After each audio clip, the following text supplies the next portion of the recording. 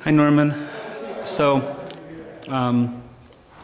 one gets the sense when you watch War Made Easy and listen to you that, one of the people has been kind of an inspiration in your life is Martin Luther King. And I was wondering if you could kind of elaborate on about his impact on you and how he's inspired you.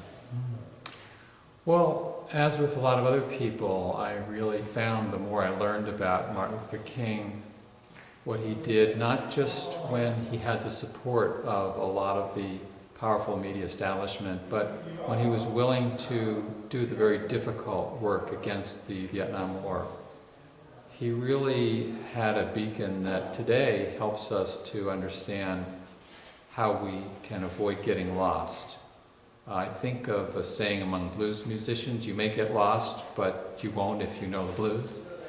And in a real sense, for progressive politics, when there are so many different cross currents and pressures and so forth, to really look at how King kept his eyes on the prize, not in an easy way, not the idle dreamer as he's been called, the stereotype, the martyr on the postage stamp, the guy that has been whitewashed by one president after another, but the man who denounced what he called the madness of militarism when the country was beset with that sort of madness in 1967, was willing to challenge a Democrat in the White House who had helped push through landmark civil rights legislation when King had all this pressure to just don't go up against President Johnson.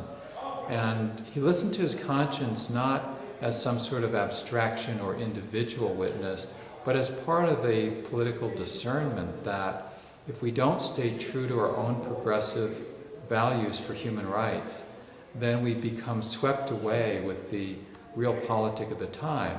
And he was visionary in that way because he was willing to do what is difficult but what is correct. And he gets a lot of lip service these days, including from a lot of progressive political groups and leaders that would not dream of challenging this president at this time, Democrat Barack Obama, in the Oval Office, as he continues to escalate a war in Afghanistan.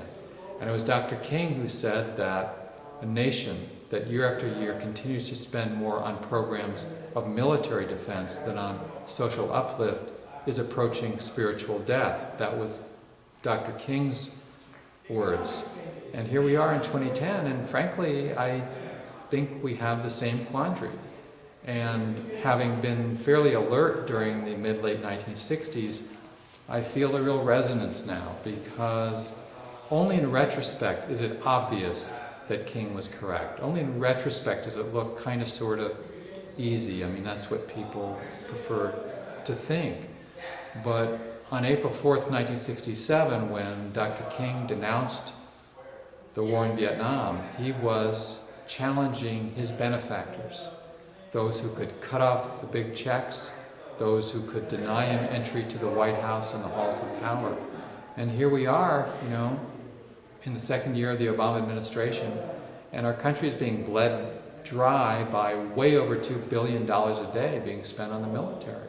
So the same questions arise, the same reliance on militarism, the same conformity, the same willingness of so many to defer to the guy in the White House who's leading us into more and more escalation, what King called the madness of militarism. And we again have this reflex for people to stay quiet. And that's not what it's about. That's not what King was about. That's not what we should be about. Thanks.